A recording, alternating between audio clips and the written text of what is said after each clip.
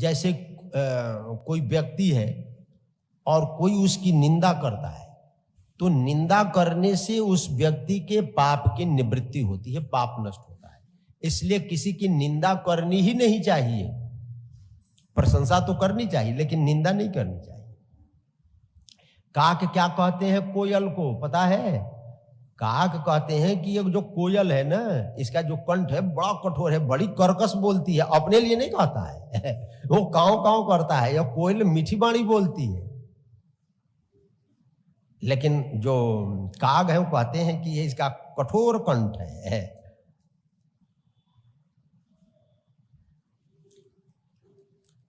बगुला हंस को हंसता है, ये देखो ये देखो और मेढक चातक को हंसता है कि देखो देखो। तो जो मलिन स्वभाव वाले हैं, दुष्ट बुद्धि वाले हैं, उनकी वाणी हंसने के लिए ही। कभी रसिक राम पद नेहु तिनका सुखद हास रस एहु भाषा भनति मोर मति भोर मोरी हंसबे जोग हंसे नहीं खोरी। जो कविता के प्रेमी नहीं और जिनको प्रभु श्री राम के चरणों में प्रेम नहीं है, उनके लिए ये जो कविता है हंसी का काम करेगा, हास्य रस का। कोई बुराई नहीं है। भाषा भनति मोर मति मोरी, हमारी जो मति है, भाषा यानी हिंदी में, देवनागरी लिपि में यह रचना कर रही है। इससे यह हंसने के योग्य, यानी तुलसीदास जी के काल में भाषा में ग्रंथ की रचना नहीं होती थी। लोग संस्कृत में ही प्रायः काव्य की रचना करते थे। और कोई हंसता है तो इसमें कोई दोष नहीं है भाई, हमने एक उसको मौका दिया है। देखिए विदूषक लोग होते हैं ना, या टीवी में आप देखते होंगे, सिनेमा में देखते होंगे, विदूषक आते हैं रासलीला आदि में, तो ऐसी क्रिया करेंगे, ऐसी भाषा का प्रयोग करेंगे कि लोगों को हंसी आती है। तो हंसी आती है माने आनंद आता है, किसी को आनंद आता है तभी तो हंसता है। जो दुष्ट लोग हैं, सज्जनों के सज्जनता से उनको हंसी आती है, तो कहते हैं कि कोई भाई बात नहीं है, उनको आनंद आता है इसलिए हंस रहे हैं। इसमें कोई दोष नहीं। प्रभुपद प्रीति न सामुझ नीकी तिन्हि कथा सुनि लागहि फीकी हरिहर पद रति मति न कुतर की तिनकौ मधुर कथा रघुबर की। जिनको प्रभु के चरणों में प्रभुपद प्रीति न सामुझ नीकी, जिनको किसको कथा बुरी लगती है, तांछोच्च सोचा विदोनु सोचो हरे कथायाम विमुखा न घेना। ये पाप का कारण है।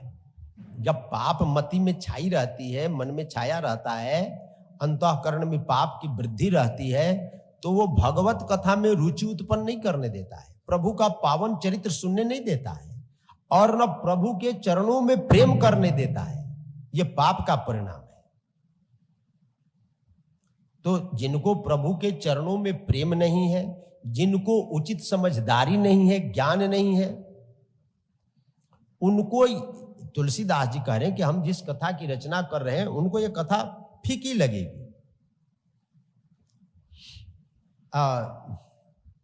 जिनकी बुद्धि हरिहर पद रति मति न कुतर की, जिनको प्रभु के पाद पद्मों में हरिहर यानी भगवान विष्णु और भगवान शंकर के चरणों में प्रीति होगी, जिनकी मति में कुतर्क नहीं होगी, उनको प्रभु की पावन कथाएं प्रिय लगेंगी, मधुर लगेंगी, और नहीं तो नहीं लगेंगी। राम भगति भूषित जी जानी सुनहि सुजन सराहि सुबानी। कभी न हो नहीं बचन प्रवीणु सकल कला सब विद्याहीन।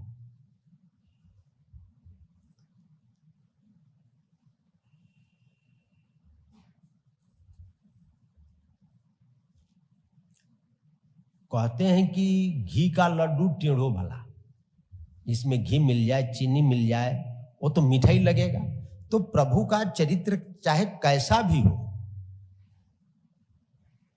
छोटा बालक तोतरी भाषा में बोलता है तो प्रिय ही लगता है, दूसरे को समझ में आए चाहे ना आए, लेकिन माँ बाप को समझ में आ जाता है। माँ समझ जाती है कि मम मम मम, तो माँ कहती कि पानी प्यास लगी है इसको ये बालक की भाषा है, तो उसको अच्छा लगता है।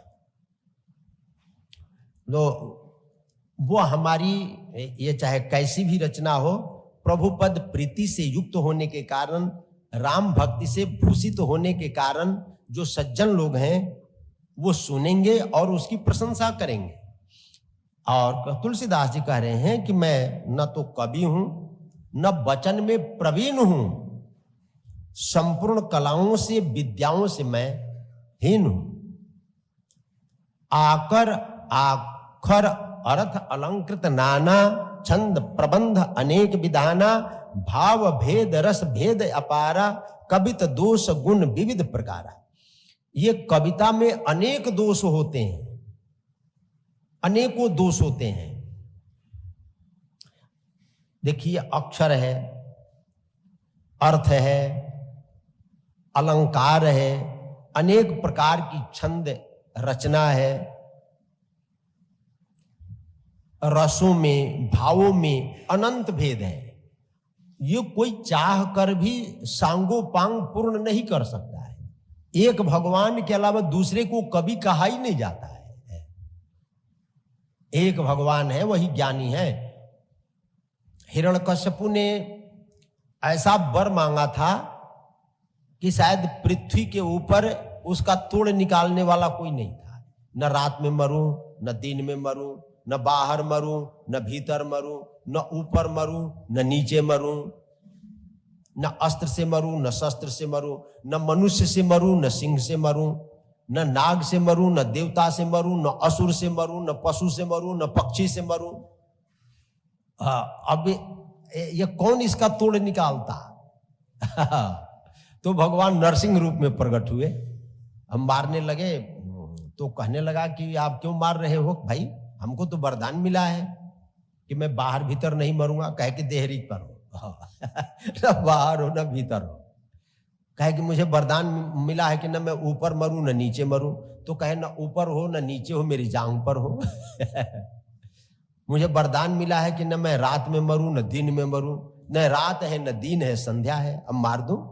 नहीं, वरदान मिला है कि न मैं मनुष्य से मरूंगा, न सिंह से मरूंगा, न देवता से मरूंगा, न नाग से मरूंगा, है न मैं देवता हूं, न मैं नाग हूं, न मैं मनुष्य हूं, न मैं सिंह हूं, मैं तो नरसिंह हूं, अब मारूं। कहे कि नहीं, मुझे वरदान मिला है कि मैं किसी अस्त्र शस्त्र से नहीं मरूंगा। तो भगवान ने कहा कि देखो, मेरे पास में कोई अस्त्र शस्त्र नहीं है, न तोप है, न गोला है, न बारूद है, न तलवार है, न धनुष बाण है। ये हमारे नखी तुम्हारे लिए बहुत है, अब मारूं। तो अब क्या करता बेचारा, हार गया। तो तत्र निरतिशय सर्वज्ञ बीजम, जो भगवान है वो निरतिशय सर्वज्ञ बीज है। वो तोड़ निकाल लेते हैं, सब निकाल लेते हैं। तो भगवान के अतिरिक्त दूसरा कोई ऐसा है ही नहीं जो निर्दोष हो सके। एक नहीं मोड़, हमारे अंदर काव्य कला है ही नहीं। मैं सत्य कह रहा हूं, कोरे कागज पर लिख करके। देखिए क्या होता है कि कोरा कागज, कोरे कागज पर लोग सिग्नेचर करवा करके ले जाते हैं ना, कि भाई हम अपने हिसाब से लिखेंगे। तो तुलसीदास जी कह रहे कि मैं भी कोरे कागज पर लिख करके दे रहा हूं। अब भगवान को जैसा लिखना हो वैसा लिख लेंगे, संत को जैसा लिखना हो वैसा लिख लेंगे, ज्ञानी को जैसा लिखना हो वैसा लिख लेंगे। हम तो कोरे कागज पर सिग्नेचर करके दे देंगे। सिग्नेचर मेरा रहेगा और भाषा आपकी रहेगी। अच्छा लिख ले चाहे बुरा लिख ले, मेरे हित में लिख ले चाहे अहित में लिख ले। भाई कागज, कोरे कागज पर लिख करके सिग्नेचर करके दिया जाए तो वो क्या लिखेगा, अब वो तो वो जाने। अब वो वकील जाने, वकील की भाषा जानते हैं क्या लिखना है। तो कह रहे हैं कि हमारे पास में न विवेक है, काव्य संबंधी ज्ञान है, और न कविता का ज्ञान है, न विवेक है। मैं तो ये कोरे कागज पर के लिख करके दे रहा। भनति मोर सब गुण रहित, विश्व विदित गुण एक, सो विचार सुनिय सुमति, जिनकी विमल विवेक। मेरी रचना गुण रहित, मैं जिस काव्य की रचना कर रहा हूं ये संपूर्ण गुणों से रहित है। इसमें बस जगत प्रसिद्ध है एक गुण है, भगवत चरित्र। इसमें एक ही गुण है, सारे दोष हैं, सारे दोष, लेकिन एक गुण है प्रभु का पावन चरित्र। बढ़िया बूंदी नहीं बनी है, टेढ़ा हो गया है, लंबा हो गया है, लेकिन एक इसमें जरूर है कि घी का बना है और इसमें मीठा डला है। तो ये प्रभु का पावन चरित्र है, और तो हमारे पास में ऐसा कुछ नहीं है। तो जो सज्जन लोग हैं, जिनका विमल विवेक है, विशुद्ध ज्ञानी है, वह हमारे कविता को सुनेंगे। क्यों सुनेंगे? कि इसमें एक गुण है, और वो कौन सा गुण है? प्रभु का पावन। गोविंद बोलो हरि गोपाल बोलो, गोविंद बोलो हरि गोपाल बोलो, गोविंद बोलो हरि गोपाल बोलो, गोविंद बोलो हरि गोपाल बोलो। श्री राधा रमन हरि नंदलाल बोलो, श्री राधा रमण हरि नंदलाल बोलो, गोविंद बोलो हरि गोपाल बोलो, गोविंद बोलो हरि गोपाल बोलो। श्री बाके बिहारी नंदलाल बोलो, श्री बाके बिहारी नंदलाल बोलो, श्री बाके बिहारी नंदलाल बोलो, श्री बाके बिहारी नंदलाल बोलो, श्री छैल बिहारी गोपाल बोलो, श्री छैल बिहारी नंदलाल बोलो, गोविंद बोलो हरि गोपाल बोलो, गोविंद बोलो हरि गोपाल बोलो, गोविंद बोलो हरि गोपाल बोलो, गोविंद बोलो हरि गोपाल बोलो, गोविंद बोलो हरि गोपाल बोलो, गोविंद बोलो हरि गोपाल बोलो, गोविंद बोलो हरि गोपाल बोलो, गोविंद बोलो हरि गोपाल बोलो। बोलिए भक्त वत्सल भगवान की जय। आनंद कंद श्री कृष्ण चंद्र भगवान की जय। भागवत भगवान की जय। वेदव्यासी महाराज की जय। आज हम लोग तृतीय स्कंध में प्रवेश कर रहे हैं। एवमेतत् पुरा पृष्ठो मैत्रियो भगवान किल छत्रावनम प्रविष्टेन त्यक्त्वा स्वगृहं वृद्धिमत् यद्वायं मंत्र कृतो भगवान अखिलेश्वरः पौरवेन्द्र गृहं हित्वा प्रविवेशात्मसात् कृतम्। महाभारत युद्ध प्रारंभ होने के पहले भगवान श्री कृष्ण पांडवों की ओर से अंतिम प्रयास के रूप में संधि का प्रस्ताव लेकर के दुर्योधन के पास में आए, और दुर्योधन ने भगवान के संधि प्रस्ताव को अस्वीकार कर दिया। तो भगवान श्री कृष्ण ने महाभाग विदुर के यहाँ जाकर उनको सेवा का सौभाग्य दिया। जब संधि प्रस्ताव को अस्वीकार कर दिया दुर्योधन ने, और वो भी श्री कृष्ण लेकर के आए हैं, तो धृतराष्ट्र घबराए और विदुर को बुलाया। विदुर को बुला करके कहा कि विदुर, अब उचित परामर्श दो, क्या करना चाहिए। तो विदुर ने जो उपदेश दिया है धृतराष्ट्र को, वो महाभारत में वर्णित है। विदुर नीति के नाम से हम लोग उसको जानते हैं। विदुर जी ने स्पष्ट भाषा में, स्पष्ट शब्दों में कहा, स एष दोषः पुरुषद विडास्ते गृहान प्रविष्टो यमपत्यमत्या पुष्णासि कृष्णात् विमुखो गतश्री तेजासु शैवम कुल कौशलाय। अपने यहाँ जो ये आपके पुत्र के रूप में दुर्योधन जन्म लिया है, साक्षात ये यमराज है, मृत्यु है, दोष है। यदि आप अपने कुल की कुशलता चाहते हैं तो इसको अपने नगर से निकाल दीजिए, अपने घर से निकाल दीजिए। इसके प्रति जो पुत्र का मोह है इसका परित्याग कर दीजिए, नहीं तो ये पूरे कुल के विनाश का कारण बनेगा। ये जब सुना दुर्योधन ने तो विदुर जी को डांट लगाई। काये न मत्रोपजुहावजेहमं दास्या सुतम यद बलिनैव पुष्टः तस्मिन् प्रतीप परिकृत्यास्ते निर्वास्यता मास पुराक्षसान। विदुर जी ने उचित सम्मति दिया था धृतराष्ट्र को कि साक्षात दोष है, आपके यहाँ पुत्र के रूप में जन्म लिया है, यदि इसको आप अपने घर से नहीं निकालते हैं तो संपूर्ण कौरव वंश के विनाश का एक कारण बनेगा, संपूर्ण कुल नष्ट हो जाएगा।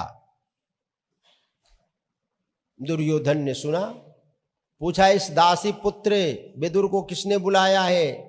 ये मेरे टुकड़ों पर पलता है, खा खा करके हट्ठा कट्ठा बना हुआ है और हमारे विरुद्ध हमारे पिता को भड़का रहा है। इसको नगर से निकाल दो जीवित, श्वास लेते हुए, पुराक्षसान, श्वास लेते हुए, यानी जीवित इसको निकाल दो अपने नगर से, या अपने नगर में न रहने पाए। विदुर ने देखा कि जब दुर्योधन बोल रहा है, डांट रहा है और धृतराष्ट्र चुप है, तो समझ गए कि धृतराष्ट्र की भी सम्मति है इसमें। तो विदुर ने स्वयं धनुर्द्वार निधाय मायम गतव्यथो या दुर्मानयानः, मान अपमान से रहित हो करके, व्यथा से रहित हो करके अपने धनुष को हस्तिनापुर के राजप्रसाद के सामने रखा, इसलिए ताकि कोई ये न समझ ले कि ये पांडवों की ओर जा करके पांडवों की ओर से युद्ध करेंगे। धनुष को रख दिया और चल दिया। स निर्गतः कौरव पुण्य लब्धो गजा होया तीर्थ पदः पदानी। जैसे ही विदुर जी तीर्थाटन करने के लिए निकले, कौरवों का संपूर्ण पुण्य चला गया। कौरवों के पास विदुर जी पुण्य के रूप में थे, धरोहर थे। गाम पर्यटन मध्य विविक्त वृत्ति सदा प्लुतोध सैनो वधूत अलक्षित स्वैरवधूत वेशो व्रतानि चेरी हरितोषणानि। ये जब तीर्थाटन के लिए निकले तो एकांत सेवन करते थे, एकांत में रहते थे, भूमि पर शयन करते थे, भिक्षा के रूप में जो मिल जाए उसका सेवन कर लेते थे, अलक्षित रूप से रहते थे कि कोई हमको पहचान न ले कि ये हस्तिनापुर के प्रधानमंत्री विदुर हैं। अवधूत वेश में रहते थे और प्रभु को प्रसन्न करने वाले व्रतों का अनुष्ठान करते थे। इस प्रकार तीर्थाटन करने के लिए निकल गए। कालेन तावत यमुनामुपेत्य तत्रोद्धवम भागवतम ददर्श। तीर्थाटन करते करते यमुना के कमनीय कूल पर रमण रेती में महाभाग उद्धव से भेंट हुई। इति भागवतः पृष्ठ छत्रावार्तां प्रियाश्रियं प्रतिवक्तुम न चोत्स्यः औत्कंठ्यात् अस्मारितेश्वर। इन दोनों महाभागवतों का मिलन हुआ। विदुर जी ने प्रश्न की झड़ी लगा दी, भगवान श्री कृष्ण कैसे हैं, बलराम कैसे हैं, वसुदेव कैसे हैं, देवकी कैसी है, रोहिणी कैसी है, प्रद्युम्न कैसे हैं, अनिरुद्ध कैसे हैं, श्याम कैसे हैं। प्रश्न की झड़ी लगा दी। उद्धव के नेत्र प्रवाहित होने लगे, नेत्र बिंदु झलक आए। पूछा क्यों रो रहे हैं विदुर जी, उद्धव जी क्या बात है? क्या बताएं, आप जिनके संबंध में हमसे पूछ रहे हैं वो अब यहां पर है नहीं।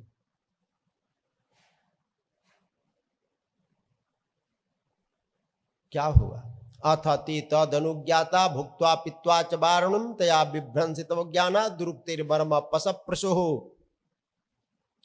यदुकुल को ऋषियों का शाप लगा। शाम को स्त्री के वेश में विश्वामित्र, सीता, कण्वो, दुर्वासा, भृंगुरंगिरा, दुर्वासा, अंगिरा, भृगु, नारद आदि ऋषि एक बार पिंडारक क्षेत्र में आए हुए थे। वहां पर भगवान श्री कृष्ण के बालकों ने शाम को स्त्री बनाया और ऋषियों के पास ले जाकर के खड़ा कर दिया। महात्माओं, यह हमारी बहू गर्भवती है। आप मोख दृष्टा हैं, ये बताएं कि इसके गर्भ में बालक है या बालिका। ऋषियों को क्रोध आ गया। जनयिष्यति ओ मंदा मूसलम कुलनाशनम। ओ मूर्खों, ये न पुत्र को जन्म देगी न पुत्री को जन्म देगी, ये मूसल को जन्म देगी जो संपूर्ण यदुकुल के संहार का कारण बनेगा। बालक भयभीत होकर के जब वस्त्र को हटाए तो देखा मूसल। वो मूसल ले जाकर उग्रसेन को दिया।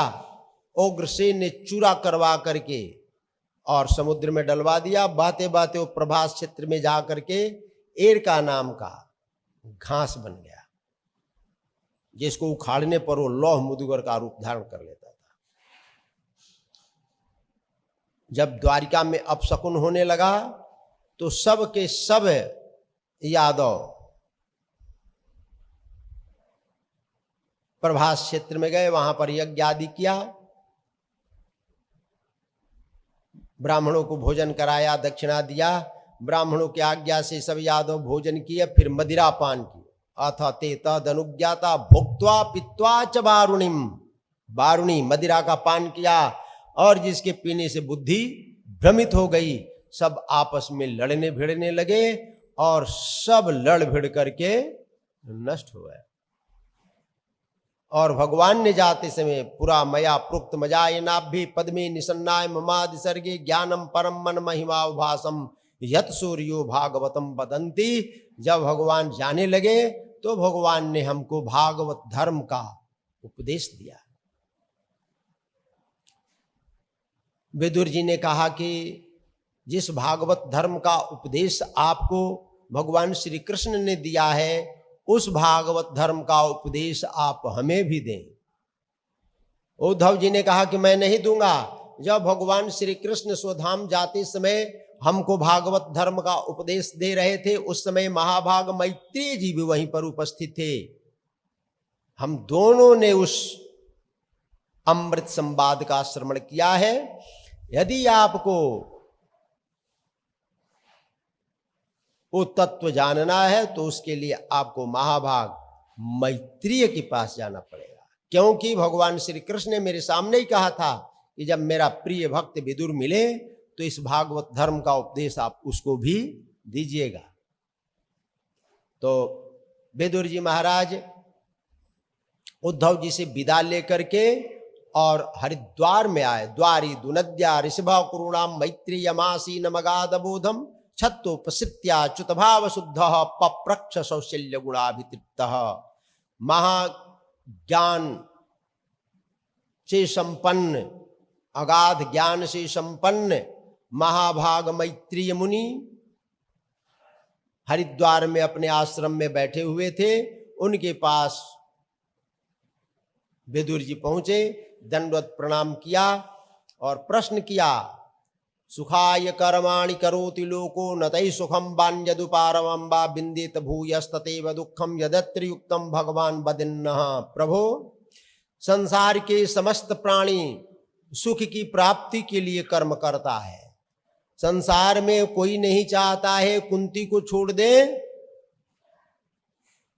एक अपवादा स्वरूप कुंती कोई विपत्ति को चाहता हो, सब संपत्ति चाहते हैं, सब सुख चाहते हैं, सब आनंद चाहते हैं, लेकिन चाहने से मिलता नहीं है, दुख ही मिलता है। चाहते हैं सुख है और प्राप्त होता है दुख है।